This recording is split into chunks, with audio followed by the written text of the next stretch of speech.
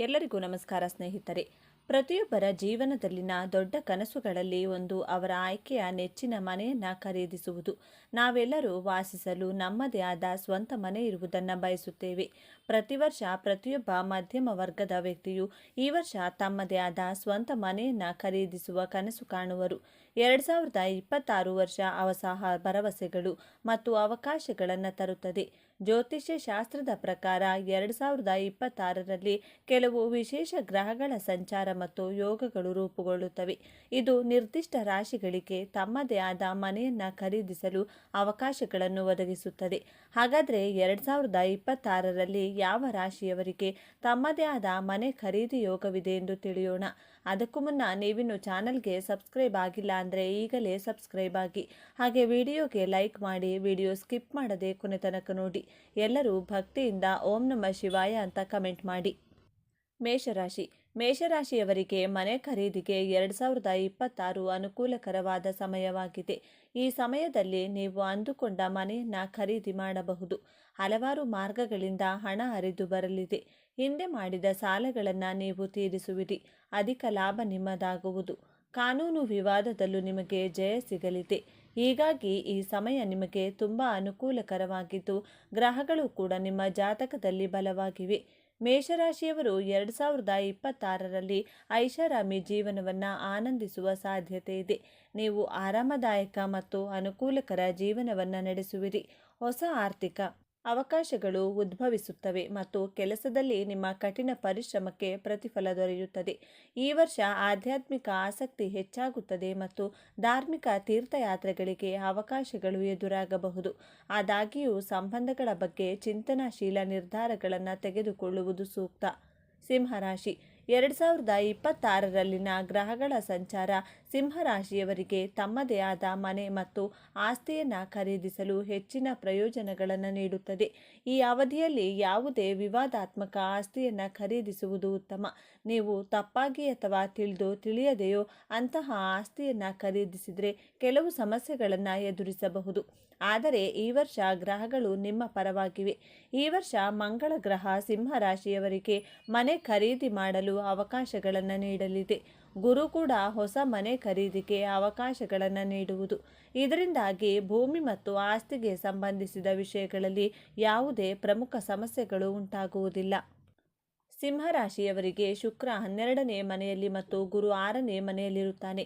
ಪರಿಣಾಮವಾಗಿ ಪ್ರತಿಯುತಿ ದೃಷ್ಟಯೋಗವು ಈ ರಾಶಿಚಕ್ರ ಚಿಹ್ನೆಗೆ ಅನೇಕ ಕ್ಷೇತ್ರಗಳಲ್ಲಿ ಅನುಕೂಲಕರವಾಗಿರುತ್ತದೆ. ದೀರ್ಘಕಾಲದಿಂದ ಬಾಕಿ ಇರುವ ಕೆಲಸಗಳು ಪೂರ್ಣಗೊಳ್ಳಬಹುದು. ಜೊತೆಗೆ ಸಂಪತ್ತಿನ ಹೆಚ್ಚಳವೂ ಆಗಬಹುದು. ವೃತ್ತಿ ಜೀವನದಲ್ಲಿ ಗಮನಾರ್ಹ ಲಾಭಗಳು ಸಹ ಸಾಧ್ಯ. ನೀವು ಕೆಲಸದಲ್ಲಿ ಗಮನಾರ್ಹ ಒತ್ತಡವನ್ನು ಅನುಭವಿಸಬಹುದು. ನೀವು ಉದ್ಯೋಗ ಬದಲಾವಣೆಯನ್ನು ಪರಿಗಣಿಸುತ್ತಿದ್ದರೆ ಈ ಅವಧಿಯಲ್ಲಿ ನೀವು ಯಶಸ್ಸನ್ನು ಕಾಣಬಹುದು. ನಿಮ್ಮ ಆರ್ಥಿಕ ಪರಿಸ್ಥಿತಿ ಉತ್ತಮವಾಗಿರುತ್ತದೆ. ವ್ಯವಹಾರದಲ್ಲಿರುವವರು ಸಹ ಗಮನಾರ್ಹ ಲಾಭವನ್ನು ನೋಡಬಹುದು. ನಿಮ್ಮ ಸಂಗಾತಿಯೊಂದಿಗಿನ ನಿಮ್ಮ ಸಂಬಂಧವು ಉತ್ತಮವಾಗಿರಬಹುದು. ತುಲಾರಾಶಿ. 2026ರ ವರ್ಷವು ತುಲಾರಾಶಿಯವರಿಗೆ ಸ್ವಂತ ಮನೆ ಖರೀದಿಸುವ ಅದೃಷ್ಟವನ್ನು ನೀಡಲಿದೆ. ಗ್ರಹಗಳ ಅನುಕೂಲಕರ ಸ್ಥಾನದಿಂದಾಗಿ ನೀವು ಮನೆ, ಭೂಮಿ ಅಥವಾ ಹೊಸ ಆಸ್ತಿಯನ್ನು ಖರೀದಿಸಲು ಪ್ರಯತ್ನಿಸಬಹುದು. ಈ ಅವಧಿಯಲ್ಲಿ 4ನೇ ಮನೆಯ ಅಧಿಪತಿ ಶನಿಯು 6ನೇ ಮನೆಯಲ್ಲಿರುತ್ತಾನೆ. ಈ ಸಮಯದಲ್ಲಿ ನ್ಯಾಯಾಲಯದ ಪ್ರಕರಣಗಳಲ್ಲಿ ಆಸ್ತಿಗೆ ಸಂಬಂಧಿಸಿದ ಪ್ರಕರಣಗಳು ಅನುಕೂಲಕರವಾಗಿ ಕೊನೆಗೊಳ್ಳುತ್ತವೆ. ಮನೆ ಅಥವಾ ಭೂಮಿ ಖರೀದಿಸುವಲ್ಲಿ ಇದ್ದ ಅಡೆತಡೆಗಳು ಈಗ ಕೊನೆಗೊಳ್ಳುತ್ತವೆ ಎಂದು ನಿರೀಕ್ಷಿಸಲಾಗಿದೆ. ಈ ವರ್ಷ ಖರೀದಿಸಿದ ಆಸ್ತಿಗಳು ದೊಡ್ಡ ಲಾಭವನ್ನು ನೀಡುತ್ತವೆ. ಆದ್ದರಿಂದ ಇದು ನಿಮ್ಮ ದೀರ್ಘಕಾಲದ ಕನಸು ನನಸಾಗುವ ವರ್ಷವಾಗಿರುತ್ತದೆ.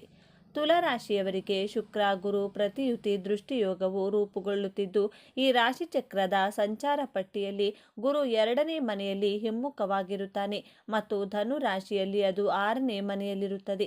ಪರಿಣಾಮವಾಗಿ ಈ ರಾಶಿಯಡಿಯಲ್ಲಿ ಜನಿಸಿದವರು ತಮ್ಮ ಕುಟುಂಬಗಳೊಂದಿಗೆ ಉತ್ತಮ ಸಮಯವನ್ನು ಆನಂದಿಸುತ್ತಾರೆ. ಅವರು ತಮ್ಮ ಕುಟುಂಬದೊಂದಿಗೆ ಗುಣಮಟ್ಟದ ಸಮಯವನ್ನು ಕಳೆಯಬಹುದು. ಅವರ ಜೀವನದಲ್ಲಿ ಸಂತೋಷವೂ ಬರಬಹುದು. ನಿಮ್ಮ ವೃತ್ತಿ ಜೀವನದಲ್ಲಿಯೂ ನೀವು ಗಮನಾರ್ಹ ಲಾಭಗಳನ್ನು ಅನುಭವಿಸಬಹುದು. ನೀವು ನಿಮ್ಮ ಕೆಲಸದ ಮೇಲೆ ಗಮನ ಹರಿಸುತ್ತೀರಿ ಮತ್ತು ನಿಮ್ಮ ಕಠಿಣ ಪರಿಶ್ರಮವು ಫಲ ನೀಡಬಹುದು. ನಿಮ್ಮ ಆರ್ಥಿಕ ಪರಿಸ್ಥಿತಿ ಉತ್ತಮವಾಗಿರುತ್ತದೆ. ತಡೆಹಿಡಿಯಲಾದ ಯಾವುದೇ ಹಣವನ್ನು ನೀವು ಮರಳಿ ಪಡೆಯಬಹುದು. ವ್ಯವಹಾರದಲ್ಲಿಯೂ ನೀವು ಗಮನಾರ್ಹ ಲಾಭಗಳನ್ನು ಅನುಭವಿಸಬಹುದು. ನಿಮ್ಮ ಪ್ರತಿಸ್ಪರ್ಧಿಗಳಿಗೆ ನೀವು ಕಠಿಣ ಹೋರಾಟವನ್ನು ನೀಡುತ್ತಿರುವುದನ್ನು ಕಾಣಬಹುದು. ಆರೋಗ್ಯದ ವಿಷಯದಲ್ಲಿ ನೀವು ಶಕ್ತಿಯಿಂದ ತುಂಬಿರುತ್ತೀರಿ. ಮಕರ ರಾಶಿ 2026ರಲ್ಲಿ ರೂಪುಗೊಳ್ಳುವ ಶುಭ ಯೋಗಗಳು ಮಕರ ರಾಶಿಯವರಿಗೆ ಹೊಸ ಆಸ್ತಿಗಳನ್ನು ಖರೀದಿಸಲು ಮತ್ತು ಮನೆಗಳನ್ನು ನಿರ್ಮಿಸಲು ಅವಕಾಶಗಳನ್ನು ನೀಡುತ್ತದೆ. ಈ ಯೋಗವು ನಿಮಗೆ ಭೂಮಿ ಮತ್ತು ಆಸ್ತಿ ಖರೀದಿಗೆ ಸಂಬಂಧಿಸಿದ ವಿಷಯಗಳಲ್ಲಿ ಉತ್ತಮ ಫಲಿತಾಂಶಗಳನ್ನು ನೀಡುತ್ತವೆ. 2026ರಲ್ಲಿ ಯಾವುದೇ ನಕಾರಾತ್ಮಕ ಗ್ರಹಗಳು ನಿಮ್ಮ 4ನೇ ಮನೆಯಲ್ಲಿ ಬರುವುದಿಲ್ಲ. ಇದರಿಂದಾಗಿ ಮಕರ ರಾಶಿಯವರು ಭೂಮಿ ಮತ್ತು ಆಸ್ತಿಗೆ ಸಂಬಂಧಿಸಿದ ವಿಷಯಗಳಲ್ಲಿ ಲಾಭ ಮತ್ತು ಯಶಸ್ಸನ್ನು ಪಡೆಯಲು ಸಾಧ್ಯವಾಗುತ್ತದೆ. ನೀವು ಹಿಂದೆ ಯಾವುದೇ ಭೂಮಿ ಅಥವಾ ಆಸ್ತಿ ವ್ಯವಹಾರದ ಬಗ್ಗೆ ಚಿಂತಿತರಾಗಿದ್ದಲ್ಲಿ ಆ ಸಮಸ್ಯೆಗಳನ್ನು ಈಗ ಪರಿಹರಿಸಬಹುದು.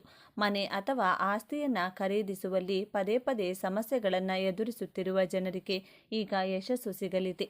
ಮಕರ ರಾಶಿಯಲ್ಲಿ ಜನಿಸಿದವರಿಗೆ ಗುರು ಶುಕ್ರರ ವಿರೋಧವು ಸಾಕಷ್ಟು ಪ್ರಯೋಜನಕಾರಿಯಾಗಬಹುದು. ಗುರುವು 7ನೇ ಮನೆಯಲ್ಲಿ ಮತ್ತು ಶುಕ್ರ ಮೊದಲ ಮನೆಯಲ್ಲಿರುತ್ತಾನೆ. ಬುಧ ಮತ್ತು ಸೂರ್ಯ ಕೂಡ ಈ ರಾಶಿಚಕ್ರ ಚಿಹ್ನೆಯಲ್ಲಿರುತ್ತಾರೆ. ಮಕರ ರಾಶಿಯ ಸ್ಥಳೀಯರಿಗೆ ಈ ಅವಧಿಯು ಶುಭಕರವಾಗಿರುತ್ತದೆ. ಅವರು ಅನೇಕ ಕ್ಷೇತ್ರಗಳಲ್ಲಿ ಲಾಭ ಪಡೆಯಬಹುದು. ಅದೃಷ್ಟ ನಿಮಗೆ ಅನುಕೂಲಕರವಾಗಬಹುದು.